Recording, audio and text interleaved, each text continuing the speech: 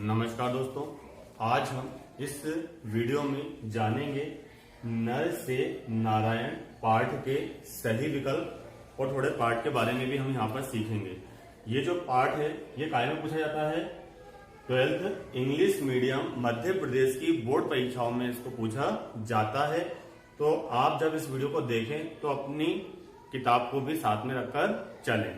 तो देखिए, नर से नारायण जो पाठ है इसके लेखक हैं जो पिछला पाठ हमने देखा था वो कवि का था, और ये किसने लिखा है? लेखक ने लिखा है। लेखक का नाम है बाबू गुलाब राय। कौन है? बाबू गुलाब राय। तो इस जो पाठ में वर्णन है ये काय के ऊपर है? वर्षा ऋतु के ऊपर है। काय के ऊपर है? वर्षा ऋतु। सितंबर का महीना था, चारों ओर त्राही त्राही मची थी कि हे भगवान कब पानी गिरेगा, हे भगवान कब पानी गिरेगा, यानी कब बारिश होगी। फिर क्या है? जो ज्वार की पत्तियां थी वो ऐंठ कर क्या बन गई थी? बत्तियां। यानी कि जो ज्वार की पत्तियां थी पहले खिली हुई थी, वर्षा न मिलने के कारण, पानी न मिलने के कारण क्या हो गई? वो धीरे धीरे ऐंठ गई, अर्थात वो सूखने लग गई। तो सारे लोग वर्षा ऋतु को बुला रहे हैं और वर्षा ऋतु का फिर आगमन होता है। क्या होता है? वर्षा ऋतु का आगमन होता है। वर्षा ऋतु के प्रभाव से सड़कें धुल जाती हैं, मौसम साफ हो जाता है। फिर क्या होता है? जो पत्ते होते हैं वो खिल जाते हैं और हरे भरे हो जाते हैं। ऐसे वातावरण को देखकर लेखक क्या करने लग गए? लिखने के लिए बैठ गए। क्या करने लग गए? लिखने के लिए बैठ गए। जब लिखते समय उनकी नजर अपने बाहर के वातावरण पर पड़ी तो उन्होंने देखा घर के पीछे का जो वातावरण था वहां पर 1 फुट पानी भर गया था। कितने फुट पानी भर गया था? 1 फुट पानी भर गया था। तब तो उन्होंने कुछ ऐसा विचार नहीं किया था कि पानी इतना भयंकर हो सकता है, बाढ़ आ सकती है। तब भी वो लिखते रहे। उन्होंने लगा कि चलो अच्छा हुआ, प्रकृति को एक जीवन दान प्राप्त हो गया है। ठीक है। फिर जब शाम हुई, क्या हुई? शाम हुई तो उन्होंने क्या लगा? सिमटी सिमटी जल भरे ही तालाबा, यानी कि सिमट सिमट कर जल क्या हो गया? तालाब का रूप लेने लग गया था। मेरे सेलर के रोशनदान 3 फुट ऊंचाई पर थे, यानी कि जो तलघर में थे, वो तलघर में जो रोशनदान थे वो कितने फुट की ऊंचाई पर थे? 3 फुट की ऊंचाई पर थे। यानी जो रोशनदान थे 3 फुट की ऊंचाई पर थे। वहां से एकाएक क्या होने लग गए? पानी आने लग गया। यानी कि जो उनके घर के पीछे आगे पानी भर गया था वो पानी अब कहां से रिसने लगा? रोशनदान से रिसने लगा। जब वो रोशनदान हुई तो उन्होंने देखा, उस पानी को देखा तो ऐसा झरना, उन्हें लगा कि एक झरना सा बह रहा है। और झरने को देखकर उन्हें नियाग्रा फॉल की याद आई कि ऐसा झरना तो मैंने कहा देखा था? नियाग्रा फॉल में देखा था, कनाडा के नियाग्रा फॉल में देखा था। जो लेखक थे वो अपने रोशनदानों का बहुत गर्व करते थे कि मेरे रोशनदान से कभी पानी नहीं आ सकता है, थोड़ा ऊंचाई पर है, इस प्रकार के वो गर्व किया करते थे। लेकिन आज तो उनका गर्व चूर चूर हो गया कि मेरे घर में भी पानी आ सकता है। उनके घर में कोई बाउंड्री वॉल नहीं थी, क्योंकि वो बोलते थे मैं बाउंड्री वॉल क्यों बनाऊं। ठीक है। वो मानते थे पूरा विश्व एक है, पूरा जगत एक है। ठीक है। तो इस चक्कर में उन्होंने कभी बाउंड्री वॉल नहीं बांधी थी। ठीक है। क्योंकि वो अनंत के उपासक थे। लेखक काय के उपासक थे? अनंत के उपासक थे। बच्चे क्या हो रहे थे? उस जल में कागज की नाव बना बनाकर क्या हो रहे थे? प्रसन्न हो रहे थे, खेल रहे थे। लेकिन एकाएक ही क्या हो गया? लाइट चली गई और चारों ओर क्या हो गया? अंधकार फैल गया और घर में घुटने घुटने क्या हो गया? उनके पानी भर गया। लेखक कहते हैं मेरे घर में कोई बीड़ी सिगरेट नहीं पीता था तो मुझे दिया सलाई ढूंढने में क्या हुई? बड़ी आफत हुई। क्या हुई? आफत हुई। फिर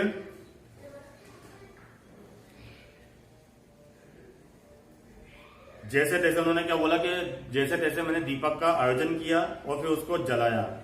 फिर वो बोलने लग गए जब मेरे घर में चारों ओर पानी भर गया था, क्या भर गया था? पानी भर गया था, तो मुझे किसकी याद आई? मनु की याद आई।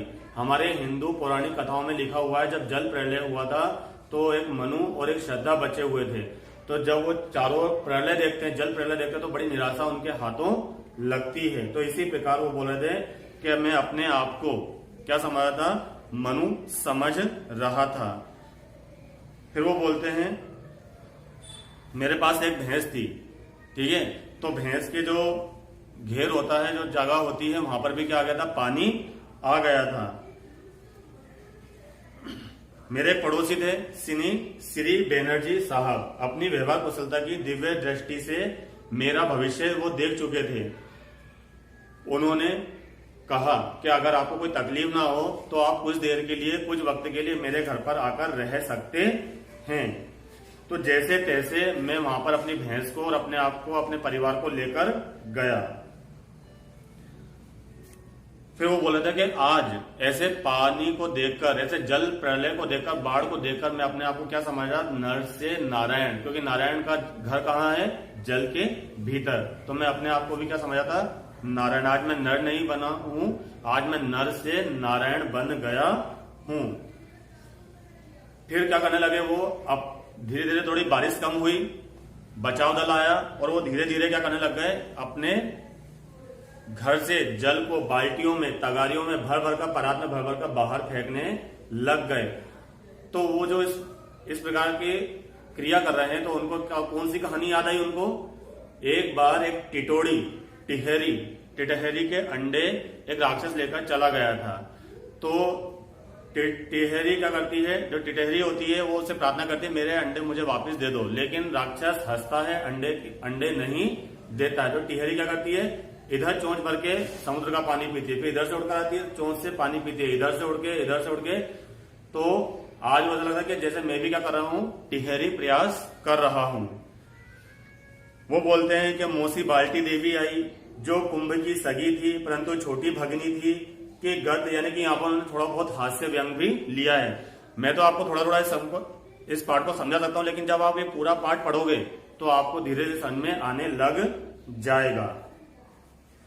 फिर क्या करा, पानी अंदर ना आए इसके लिए उन्होंने क्या डाली, आसपास, अपने घर के आसपास बहुत सारी मिट्टी डाली, ठीक है। बचा कुचा पानी धरती माता ने सोख लिया, फिर कुछ कुएं ने पिया, फिर धीरे धीरे क्या होने लगे, जल प्लावन कम होने लगा। मेरे घर का तो यही हाल था, लेकिन आसपास भी बहुत खैर नहीं थी। यानी कि वो बोल रहे हैं कि मेरी मदद तो किसने कर दी, विद्यार्थियों ने कर दी, पड़ोसियों ने कर दी, क्योंकि मैं लेखक था इसलिए, लेकिन आसपास बहुत खैर नहीं थी। जेल के पास तो नावें चलाने की नौबत आ गई। लोग बाग अपना सामान घर में सिर पे रखकर कहाँ जा रहे थे, छात्रावास में, स्कूलों में। यानी कि आपके नगर में भी कभी बाढ़ आई होगी तो आपने ऐसा नजारा देखा होगा। फिर उन्होंने बोला कि मुझे और बाढ़ पीड़ितों को कहाँ आसरा मिला, जैन बोर्डिंग में आश्रय दिया गया। तो इस प्रकार जैसे तैसे हमने क्या बनाई, अब बचाई, अपनी जान बचाई। तो ये जो पार्ट है इसको आप पढ़ना, ये पूरा का पूरा वर्षा ऋतु पर केंद्रित है। काय पर केंद्रित है ये पार्ट, नर से नारायण पार्ट वर्षा ऋतु पर केंद्रित है। वर्षा ऋतु से वो किस प्रकार, यानी लेखक किस प्रकार अपना बचाव करते हैं उसका वर्णन इसमें दिया गया है पूरा का पूरा। तो हम देखते हैं इस पार्ट से जुड़े हुए सही विकल्प। कुछ सही विकल्प आपको यहां मिलेंगे और कुछ आपको पार्ट के अंदर मिलेंगे, और मैंने यहां पर लिख भी रखा है, तो हम देखते हैं। पहला है नर से नारायण पाठ, मन की सहज और उन्मुक्त उड़ान है। ये आपको कहां मिलेगा, केंद्रीय भाव में। कहां मिलेगा ये, केंद्रीय भाव में मिलेगा आपको। तो नर से नारायण पाठ मन की सहज और उन्मुक्त उड़ान है। इसमें कहीं कहीं पर व्यंग का भी सहारा लिया गया है, मतलब हंसी मजाक का भी सहारा लिया गया है। दूसरा है पाठ का केंद्र बिंदु क्या है, तो पाठ का केंद्र बिंदु है वर्षा। नर से नारायण पाठ गद्य की कौन सी विधा है, एकांकी है, नाटक है, किस प्रकार की विधा है, तो नर से नारायण पाठ गद्य की निबंध विधा है। क्या है ये, निबंध। नर से नारायण पाठ किस प्रकार का निबंध है, अभी किस प्रकार का निबंध है ये, तो ये है ललित निबंध। ललित मतलब होता है नया, तो नए प्रकार का निबंध है। अब आपसे पूछा जाएगा नर से नारायण पाठ किस शैली में रचा गया निबंध है, तो किस शैली में रचा गया निबंध है ये, ललित शैली में। अब है आपका छठा बिंदु, लेखक का जन्म कहां पर हुआ था, किस सन में हुआ था, तो लेखक का जन्म सन 1888 में इटावा उत्तर प्रदेश में हुआ था। फिर है सातवां बिंदु, थलुआ क्लब और मेरी असफलताएं किसकी कृति है ये? तो ये बाबू गुलाब राय की कृतियां हैं। मेरी असफलताएं किसकी आत्मकथा है? ये बाबू गुलाब राय की आत्मकथा है। अब देखते हैं हम, त्राही त्राही किस महीने में मची थी? मतलब पानी से कि हे भगवान पानी आ जाए, हे भगवान बारिश हो जाए, तो कौन से महीने में मची थी ये? सितंबर के महीने में मची हुई थी। ज्वार की पत्तियां ऐंठ ऐंठ कर बत्तियां बन गई थी। अब आपसे किस प्रकार का पूछा जाएगा? कौन से पेड़ की पत्तियां ऐंठ ऐंठ कर बत्तियां बन गई थी? तो कौन से पेड़ की थी? ज्वार की, मक्का की, बाजरा की। तो काय की थी वो? ज्वार की। अगला है, लेखक के घर के पीछे 1 फुट पानी भर गया था। जो लेखक का घर का पिछवाड़ा था वहां पर कितने फुट पानी भर गया था? 1 फुट पानी भर गया था। लेखक को घर के रोशनदानों से पानी आता देख कौन से झरने की याद आई उनको? नियाग्रा फॉल की। कौन से झरने की याद आई? नियाग्रा फॉल की। मैंने बताया था आपको पाठ समझाते समय, जब रोशनदानों से पानी आया, आपके घर के भी रोशनदानों से कभी पानी आता देखना, आप एक छवि बनाना अपने मस्तिष्क में, तो आपको एक झरना प्रतीत होगा। तो झरना कैसा लगा था उनको? नियाग्रा फॉल, जो कनाडा में है। बाइबल में क्या लिखा हुआ है? एक ग्रंथ है ईसाइयों का। बाइबल में क्या लिखा हुआ है कि दान इस प्रकार देना चाहिए हमें कि दाएं हाथ को बाएं हाथ की भनक ना चले। फिर बाढ़ पीड़ितों को जैन बोर्डिंग में आश्रय मिला, यानी कि बाढ़ पीड़ितों को कहां सहारा मिला? तो कहां सहारा मिला? जैन बोर्डिंग में। नर से नारायण आज कौन हो गए थे? नर से नारायण आज कौन हो गए थे? विष्णु भगवान हो गए थे, ब्रह्मा जी हो गए थे, सूरदास जी हो गए थे, बाबू गुलाब राय हो गए थे। तो बाबू गुलाब राय हो गए थे। फिर अगला, मेरी असफलताएं लेखक की क्या है? तो लेखक की ये आत्मकथा है जो उन्होंने स्वयं ने ही लिखी है। जब आप ये पाठ पढ़ोगे तब आपको समझ में आएगा। अच्छा, आपने मेरा पाठ समझा होगा तो आप ये प्रश्न बताइए, जो लेखक के रोशनदान थे, लेखक के घर के जो रोशनदान थे वो कितने फुट की ऊंचाई पर थे? ये आपको मुझे बताना है कमेंट में। तो उम्मीद है आज का पाठ आपको समझ में आया होगा। अब आते हैं हम इनके, आप शब्दार्थ पर भी ध्यान देना। अब आते हैं हम भाषा अनुशीलन पर। काय पर आएंगे हम? भाषा अनुशीलन पर। तो मैं बोलता जाऊंगा, आप नोट करते जाइएगा। निम्नलिखित, पहला प्रश्न है, निम्नलिखित शब्दों का समाज विग्रह का समास का नाम बताइए। तो पहला है यहाँ पर मन मयूर। मन मयूर, तो आप विग्रह करिए इसका। एक तरफ क्या लिखोगे आप? पद। फिर एक तरफ क्या लिखोगे? विग्रह। फिर क्या लिखोगे आप? समास का नाम। इस प्रकार एक लिस्ट बना लीजिए आप। चलो हम देखते हैं अब मन मयूर। तो क्या होगा इसका विग्रह? मन ही मयूर। मन ही मयूर। तो कौन सा समास हुआ इसमें? बताइए। कर्मधारय। कौन सा समास हुआ इसमें? कर्मधारय। श्रेय और प्रय। श्रेय और प्रय, तो क्या होगा इसका विग्रह? श्रेय और प्रय। श्रेय और प्रय। तो कौन सा समास हुआ इसमें? द्वंद्व। चिंताग्रस्त, अगला शब्द है चिंताग्रस्त। तो चिंता में ग्रस्त, चिंता से ग्रस्त नहीं होगा, चिंता में ग्रस्त।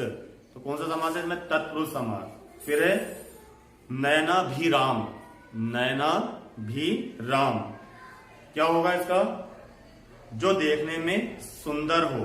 जो देखने में सुंदर होने की, नयन को भाने वाला। कौन सा समास है इसमें? कर्मधारय। कौन सा समास है इसमें? कर्मधारय। जल प्लावन, क्या होगा इसका विग्रह? जल में डूबा हुआ। कौन सा समास है? तत्पुरुष। सायकाल, तो साय का काल। कौन सा समास है? तत्पुरुष। जीव दया, जीव पर दया। कौन सा समास है? तत्पुरुष। सुमन वर्षा, विग्रह करिए। सुमन की वर्षा। कौन सा समास है इसमें? तत्पुरुष। जल बाधा, जल की बाधा। कौन सा समास है इसमें? तत्पुरुष। स्नेह शून्य, विग्रह कीजिए इसका। स्नेह से शून्य। कौन सा समास है? तत्पुरुष। अगला प्रश्न है, उदाहरण के अनुसार निम्नलिखित अनेकार्थी शब्दों के वाक्यों में प्रयोग कीजिए। उदाहरण के अनुसार आपको क्या करना है? अनेकार्थी शब्दों का वाक्य में प्रयोग करना है। तो पहला यहां पर शब्द है अंक। ये अंक शब्द है, इसके आपको अनेक अर्थी शब्द बताना है। तो एक अर्थ क्या है इसका? संख्या। क्या है? संख्या। एक अर्थ क्या है इसका? संख्या। और एक अर्थ क्या है इसका? गोल। अब वाक्य में प्रयोग तो आप इसको कर ही सकते हो। अगला हम देखते हैं अर्थ। अर्थ शब्द के आपको दो अर्थ बताने, अनेक अर्थ बताने। तो एक क्या हुआ इसका? सार। क्या हुआ? सार। और एक क्या होता है? कथन, जो हम बोलते हैं। वाक्य में प्रयोग करिएगा आप इसका। उत्तर का क्या होता है? तो दिशा। क्या होती है? दिशा। और एक क्या होता है? जवाब। क्या होता है? जवाब, जो आप मुझे दोगे। गुरु का क्या होता है? शिक्षक। क्या होता है? शिक्षक। और गुरु मतलब क्या होता है? गुरुत्वाकर्षण, यानी कि दबाव। फल का क्या होता है? पेड़ का फल। और ये क्या होता है? परिणाम। फिर आप तीसरा प्रश्न, निम्नलिखित शब्द युग्मों का वाक्य में प्रयोग कीजिए। ये तो आप कर ही सकते हो आराम से। तन, मन, श्रेय, प्रेय, हंसना, खेलना, टूटी फूटी, बचा खुचा, इनका तो आप कर ही सकते हो। चौथा प्रश्न, निम्नलिखित भिन्नार्थक शब्दों के पृथक पृथक वाक्यों में प्रयोग कीजिए। भिन्नार्थक शब्द दे रखे उन्होंने आपको, वात और बात। ये दोनों एक जैसे लग रहे हैं, लेकिन आपस में क्या है? ये भिन्नार्थक है। तो आपको दोनों शब्दों का क्या बताना है? अर्थ बताना है। तो वात का क्या अर्थ हुआ यहाँ पर? हवा। और बात का अर्थ क्या हुआ? कथन। यानी जो हम किसी से बात करते हैं, कथन करते हैं, वो। फिर है वन और वन। तो वन मतलब क्या होता है? जंगल। और वन मतलब क्या होता है? एक प्रकार की क्रिया, यानी कि हम बोलते हैं बना दे, ये ऐसा कर ले, अच्छा बन जा, तो यानी क्रिया है। फिर है अपेक्षा और उपेक्षा। अपेक्षा मतलब क्या होता है? अपेक्षा का अर्थ क्या होता है? उम्मीद, यानी कि मुझे तुमसे अपेक्षा है कुछ। उपेक्षा यानी कि तिरस्कार। क्या होता है? तिरस्कार। चिंता। फिर है चिता। चिंता मतलब क्या होता है? चिंता का अर्थ होता है जो मन में हमें चिंता लगी होती है, यानी कि इंग्लिश में हम बोल सकते हैं टेंशन। और चिता मतलब होता है अर्थी। और मतलब होता है दिशा, तरफ। और मतलब क्या होता है? और का अर्थ होता है समुच्चय बोधक शब्द, जो दो वाक्यों को आपस में जोड़ता है, जैसे राम और सीता। तरणी और तरणी मतलब होता है, तरणी का अर्थ, तरणी मतलब जिसमें बड़ी की मात्रा आती है उसका मतलब होता है नाव।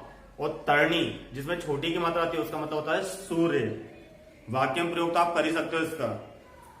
सुत और सूत। सुत जिसमें छोटों की मात्रा आती है, तो सुत मतलब होता है पुत्र। और सूत मतलब होता है कॉटन का एक धागा, रील की गिट्टी का धागा। फिर है शास्त्र। क्या है? शास्त्र का अर्थ होता है क्षत्रिय धर्म से संबंधित। फिर है छात्र तो आप जानते होंगे, स्टूडेंट, विद्यार्थी। अब है निम्नलिखित मुहावरों का अर्थ स्पष्ट करते हुए वाक्य में प्रयोग कीजिए। तो वाक्य में प्रयोग तो आपको करना है, मैं सिर्फ अर्थ बता रहा हूं आपको। कान में भनक पड़ना, ये पेज नंबर 9 पर लिखा हुआ है, इंग्लिश मीडियम की एमपी बोर्ड की हिंदी में। कोई बुराई सुनने में आना। कान में भनक पड़ना मतलब कोई बात, कोई बुराई कान में सुनने में आना। त्राही मचना, त्राही माम, यानी कि हाहाकार मच जाना। दो चार आंसू बहाना मतलब दुख प्रकट करना, मतलब बनावटी दुख प्रकट करना। घर फूंक तमाशा देखना मतलब हानि होने पर भी हंसना, हानि हो जाने पर भी प्रसन्न हो जाना। भागीरथ प्रयत्न करना मतलब क्या होता है? अत्यधिक प्रयास करना। जैसे लेखक ने किया ना, टेहरी प्रयास किया था, भागीरथ प्रयास किया था, उसको ही हम कहते हैं अत्यधिक प्रयास करना। अगला है निम्नलिखित लोकोक्तियों का वाक्य में प्रयोग कीजिए। का वर्षा जब कृषि सुखानी। ठीक है, ऐसी वर्षा का भी क्या काम जब कृषि सूख जाती है उसके उपरांत वो होती है। मतलब कृषि सूख जाती है उसके बाद जब वर्षा हो तो फिर क्या मतलब? फिर कोई अंकुर फूटेगा क्या उसमें से? सिमटी जल भरही तलावा, यानी कि धीरे धीरे जल मतलब बूंद बूंद से घड़ा भरना, यानी कि सिमट कर जो पानी होता है वो सिमट का क्या का रूप ले लेता है, तालाब का रूप ले लेता है। फिर निम्नलिखित वाक्यों का निर्देश अनुसार रूपांतरित कीजिए। लिखा है इसमें का वाला है, बच्चे भी घर की गंगा जी में, यानी कि जो घर में लेखक के तालाब भर गया था उसको क्या पता उन्होंने, गंगा जी, घर की गंगा जी में कागज की नावें तैराकर खुश हो रहे थे। इसको क्या बनाना है आपको, संयुक्त वाक्य। तो लिखिए आप, बच्चे भी घर की गंगा जी में कागज की नावें तैरा रहे थे, और संयुक्त वाक्य जब हम बनाते हैं तो क्या लग जाता है, और लग जाता है समुच्चय बोधक, और खुश हो रहे थे। फिर अगला, मेरी सौंदर्य उपासना अविचलित हो रही थी। यह आपको सरल वाक्य बनाना है, तो बनाइए इसको। मेरी सौंदर्य उपासना अविचलित हो रही थी। मेरी सौंदर्य उपासना अविचलित हो रही थी। फिर सुबह उठकर जल प्लावन का व्यापक एवं भयंकर दृश्य देखा। इसको क्या बनाना है आपको, मिश्र वाक्य। तो बनाइए, लिखते जाइए आप, सुबह उठकर जल प्लावन का, सुबह उठकर जल प्लावन का वह व्यापक एवं भयंकर दृश्य देखा, और वह के पहले कॉमा कैसा लग जाएगा, अल्पविराम का चिन्ह लग जाएगा।